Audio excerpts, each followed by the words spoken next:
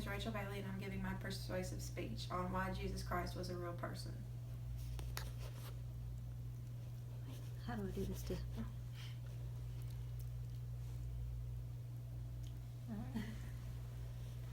First off, I want to thank you all for being here today, and hope to open up your eyes to some factual and historical accounts of Jesus Christ.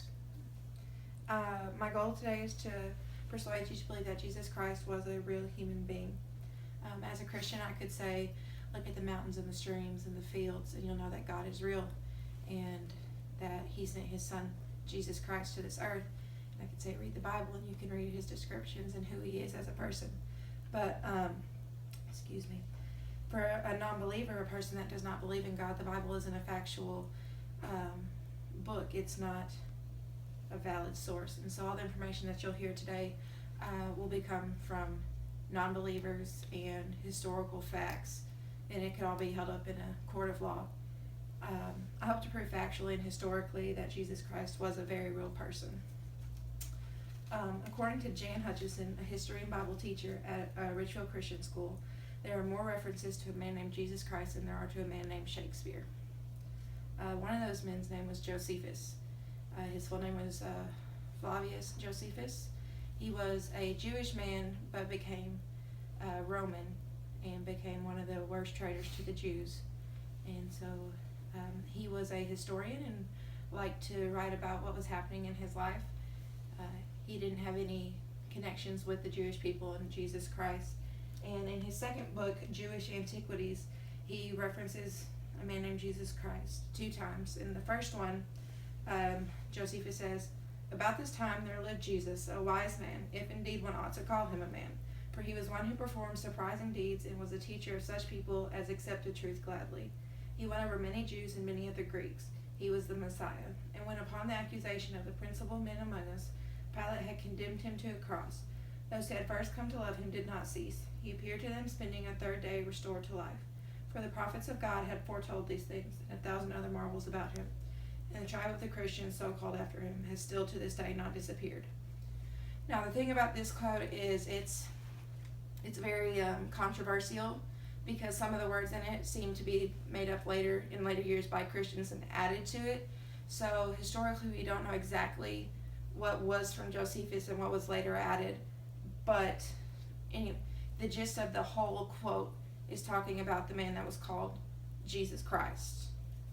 So you can look back at that on www.josephus.org and read some information and different theories about that if you want to further look into that. The second reference was also in the Jewish Antiquities, and it says, "Being therefore this kind of person, Ananias, thinking that he had a favorable opportunity because Festus had died and Albinus was still on his way, called a meeting of the Sanhedrin and brought in to the brother of Jesus, who called Messiah, James by name, and some others. He made the accusation that they had transgressed the law, and he handed over them to be stoned." The neat thing about this was Josephus was actually speaking about James, Jesus' half-brother.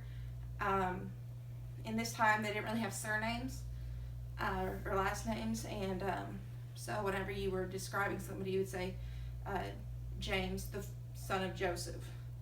But in that time period, James was a very common name, but so was Joseph.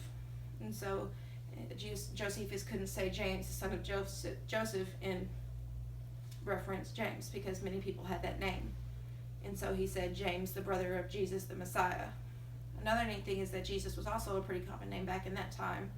And so to set him apart, he referred to him as Jesus, the Messiah. Not as just, Jesus Christ or Jesus the Messiah. And so that was pretty neat about how he referenced him. Another Roman historian, his name was Tacitus.